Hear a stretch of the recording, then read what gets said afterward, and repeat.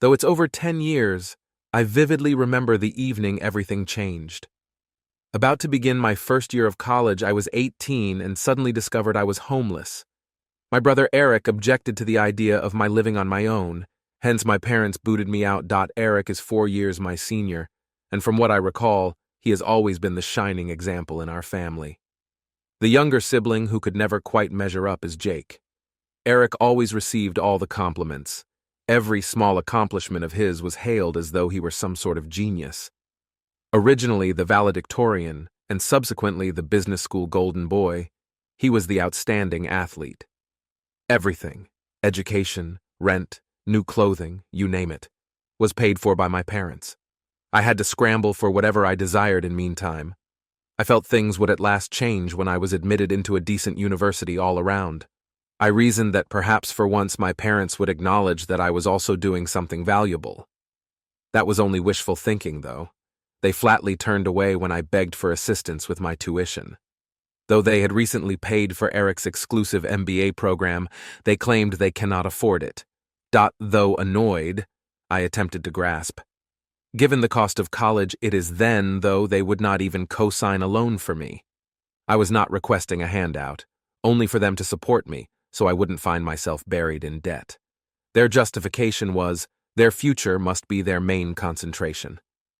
They evidently had intentions to launch a small business, and every dollar was going toward that. It pierced. Like some sort of investment, they had spent years lavishing money on Eric. However, they suddenly had to tighten the purse strings when I needed a little aid. They seemed to be erecting obstacles specifically to prevent me from onward motion. Though I realized I couldn't rely on them for help, I still wanted not to miss my opportunity to attend college. I therefore looked to my Aunt Laura. Laura, the oldest sister of my dad, has always been a bit of an anomaly in the family. Though she is far more successful than my parents, she's a down-to-earth surgeon who always treated me as valued.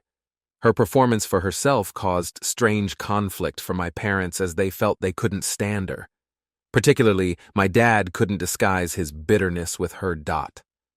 Though I had no other choice, I wanted not to bring her into my issues. I so gave her a call to explain what was happening. Just until I could figure out how to survive on my own, I asked whether she might help with my tuition. She had no hesitation at all. Of sure Jake will be helpful. Like it seemed most clear in the world, why didn't you come to me sooner? A great weight dropped from my shoulders. I also knew, though, that my dad would flip if he discovered I had visited Aunt Laura. Particularly if it meant asking his sister for aid, he detested feeling inadequate. When I requested Aunt Laura to keep it quiet, she agreed. Things seemed good for a while. I was getting set to head to school.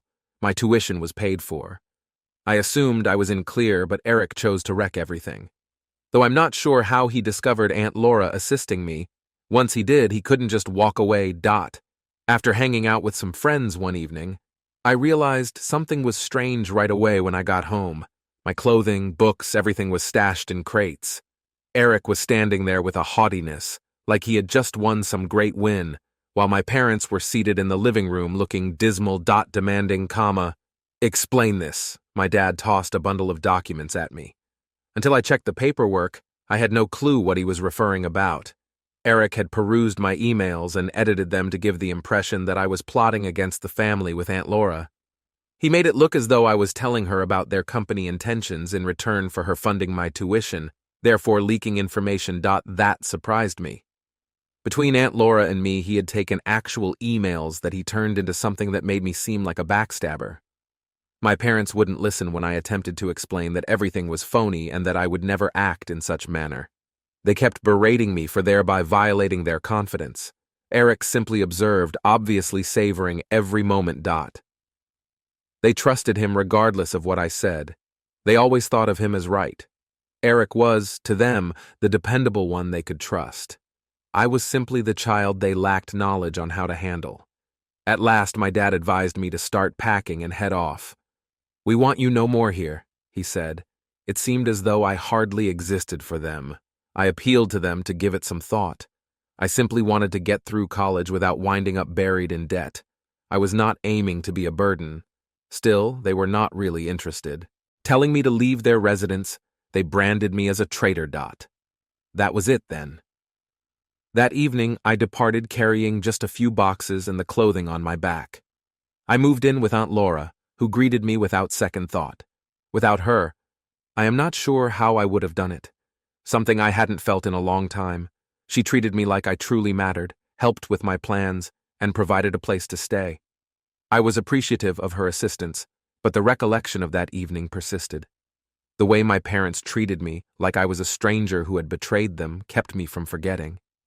Knowing that Eric had managed to pull me out of the picture, I surely couldn't forget the gratification on his face. I used to wish for a long time that perhaps my parents would reach out, see they had made a mistake and attempt to right things. Days slipped into weeks, then months, and all I received from them was quiet, not one call or one message. They seemed to have concluded I no longer existed. College life began to seem to me as my own. I immersed myself into my education, my part-time work, and developing a new buddy group. Though every day I tried to concentrate on the future instead of the past, the weight of what occurred with my family never really disappeared. It was always there, lingering at the brink of my awareness, a reminder of what I had lost and what I was better off without. I reminded myself that deleting Eric's mail was the appropriate action. Not given my attention, not after what he had done, he did not deserve still. The questions remained unresolved. Why write suddenly, following almost 2 years of silence? Was their company actually faltering, or was this merely another tactic meant to influence me into returning? Though I resisted, part of me wanted to learn more, probe what was truly going on back home. I told myself that these days it was not my issue. Still, life has a way of drawing you back to the things you would rather forget, even as much as you want to go on. About 1 month following Eric's message, I received a call from a number I had not seen before. That was Mom. My gut nodding. I recall sitting in my dorm room looking at the phone. I debated leaving it to voicemail for a second, but something inside me grabbed me. Perhaps it was curiosity, or perhaps a tiny bit of me still hoped she would say something to bring everything back under control. "Hello?" asks, trying to keep my voice steady, I said. On the other side, there was a stop before I heard her voice, softer than I recall. "Hey, Jake. Your mother here is—" For a moment, I nearly missed her. She sounded strange, as though she were attempting to suppress her own feelings. I didn't allow myself, though, become enmeshed in it. After over 2 years of ignoring my existence, I just waited, listening to the quiet stretch between us, waiting for her to explain why she was phoning. She shattered the quiet last as well. "Your father and I, well, things have been tough. The company is not performing particularly well, and we have struggled ever since you went. Her phrasing nearly made me giggle, as if I had just strolled out the door rather than being booted out. "What do you wish, Mom?" said. Not thinking about hiding the harshness in my voice, I asked. She hesitated, then replied, "We were hoping we could talk. Perhaps we will see each other. It's been so long. Well, we want things properly. My irritation was starting to surface. They now sought to correct things. Years of stillness have passed, after discarding me without second thought. It seemed like the most expected action, only reaching out when they needed something. "Make things right?" asked I repeated, my voice taut with resentment. "Or do you simply need my help now that your company is failing?" Her voice dropped. "It is not like that, Jake. We are your parents, even if we know we made faults. And family is meant to stay together, particularly under trying circumstances. The nerve of it all struck me like a gut-tipping blow. "Family?" I snapped, my voice rising in spite of my efforts to remain cool. "You left my family the evening you threw me out. You showed no interest at all whether I had somewhere to live. And now, suffering, you want me to come back like nothing happened?" She did not reply straight away. Her breathing sounded to me as though she was trying to find the appropriate words. She remarked last, "I know you're upset, and you have every right to be.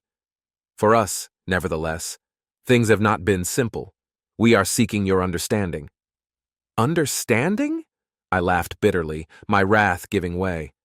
"After all you go through, you want me to understand? Mom, I owe nothing to you. Not based on what you did. Go ask Eric if you need assistance. It is him you always believed in. Dot.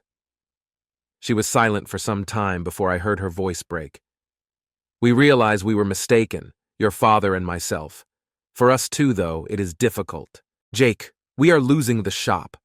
And right now we have no idea what to do. Dot. Her voice's desperation stopped me and caused me to halt momentarily to feel a flutter of empathy. But I couldn't forget the suffering they would have caused. The evenings I spent wondering whether I would ever hear from them once more. The sensation of being pushed aside as though I didn't matter. I had rebuilt my life and I was not ready to let them pull me back into their chaos. I'm sorry you're struggling, I responded, my voice cooler than I wanted it to be. But I've moved on and I'm not able to aid you. You made decisions now, you have to live with them. Dot. With shaky hands, I set the phone down before she could say anything further. I sat there for some time gazing at the wall, trying to make sense of what had just transpired.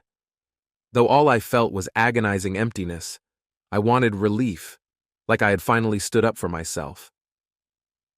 I told Aunt Laura everything that night while phoning her.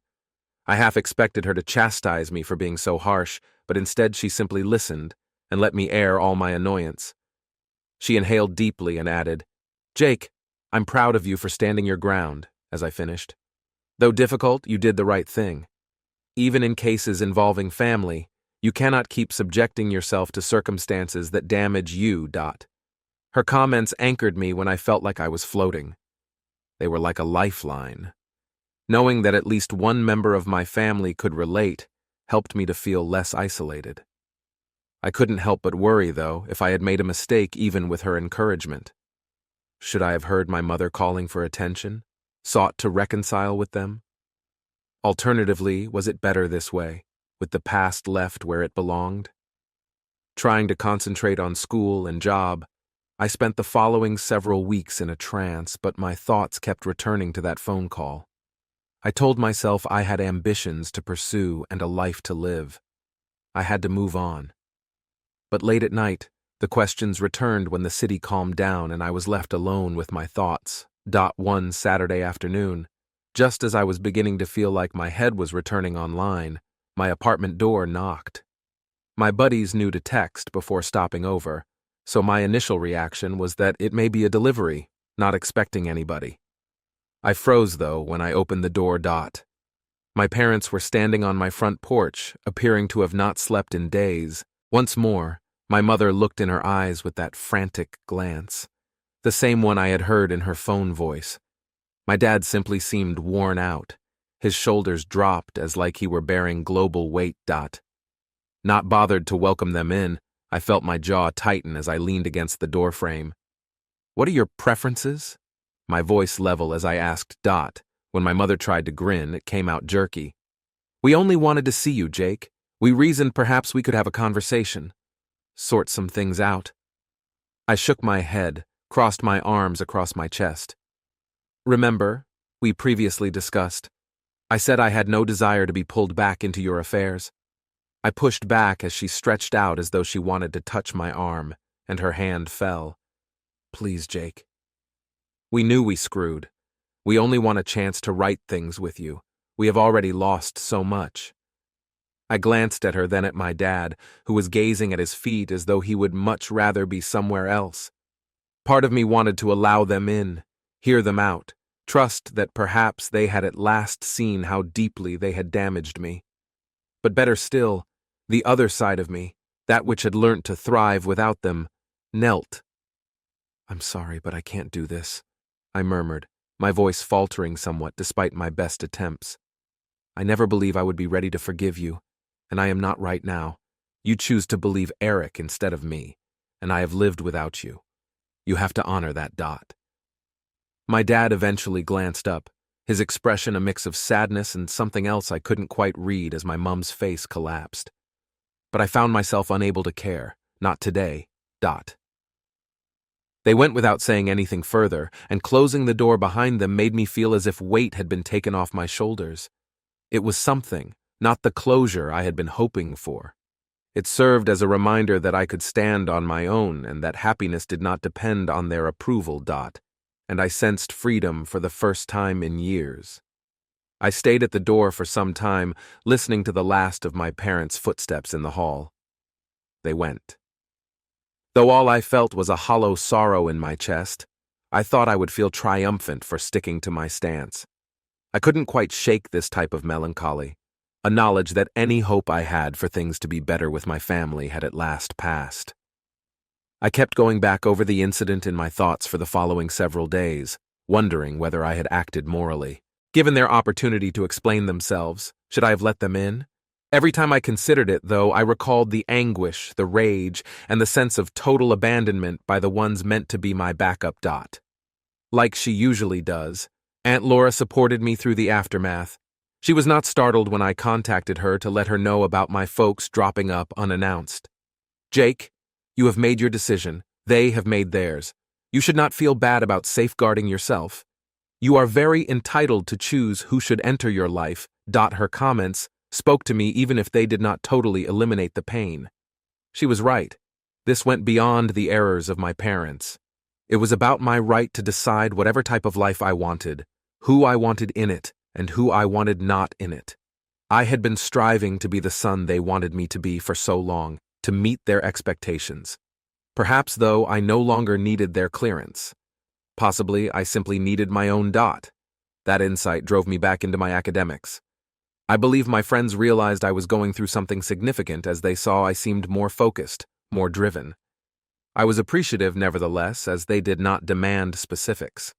I had people around me who understood my limits and who didn't demand me to be someone I wasn't.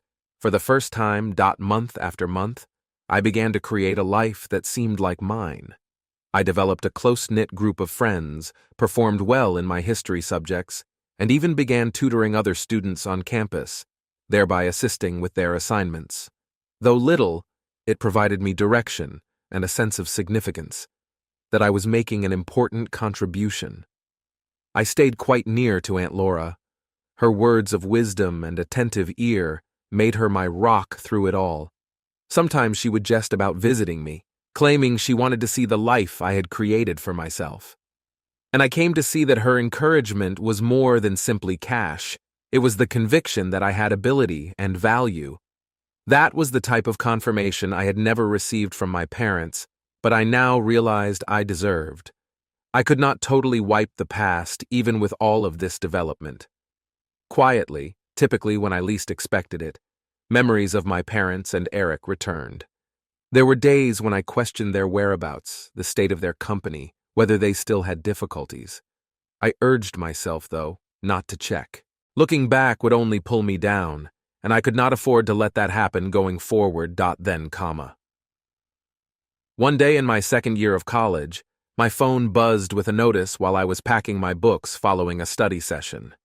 That email came from my dad. Opening it, my hands shook, and I braced myself for whatever he had to say. Though it was just a few phrases, the little message really impacted me like a gut check. "Jake, I wanted to wish you well with your academics, even if you might not want to hear from us. I apologize for how things went. Your mother and I hope you are doing well. Please be careful." I spent a lot of time staring at the screen, repeatedly going over the wording. It was not an apology, not really. There were no specifics, no genuine recognition of what they had done. But from them, it was the closest olive branch I had ever received. Even if I wanted to hang on to my wrath, I couldn't help but feel a twinge of something else.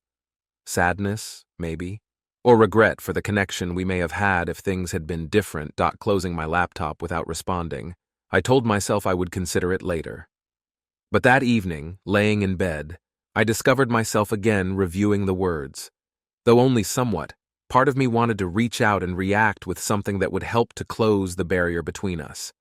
Another side of me, though, realized that opening that door may simply bring more suffering. I could not risk losing my progress. I had battled so hard to create a life free from them. I so made a choice. The next morning, I responded briefly, keeping it civil but detached. "Thanks for the correspondence. I'm doing well and concentrating on my academics. I hope you're both the best." Though it seemed natural, it was not what I had in mind to tell my parents after all these years. It was my means of appreciating their effort without compromising the limits I had established. I pushed submit, and right away I felt an unusual sensation of release. Though not exactly, it seemed like I had moved toward releasing some of the bitterness holding me down. It was not a fix.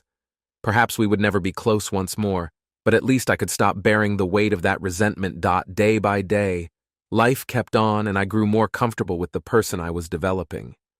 Through one of my teachers, I became involved in a research project that presented fresh chances for me, including the possibility to spend a summer working overseas. It seemed like the result of all I had worked for: the diligence, the late evenings, the will to show myself that I could flourish even without the support of my family. Every week I still spoke with Aunt Laura.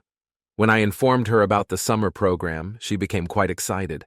"Jake, this is really fantastic. You have progressed rather far. You really deserve this," she remarked, her voice full of sincere enthusiasm. I also came to see for the first time that I was pleased with myself. I had taken the chaos my family left behind and converted it into something worthwhile for which I could be pleased. I considered the last time I had flown, when I had left my hometown with just a few boxes and the clothing on my back when I got on a plane for the research program that summer. I had felt at that time that I was fleeing all I had ever known, but things seemed different this time. I was headed ahead towards something better instead of fleeing away. I watched the city go below me as the jet lifted off, and peace started to soothe my chest. I understood that I might never really recover from what had occurred with my family, and that I could not change the past. I knew, though, that I did not have to. My future, my friends, my career, and the family I had selected, Aunt Laura, the person who had always believed in me, all rested here. And that would have been sufficient.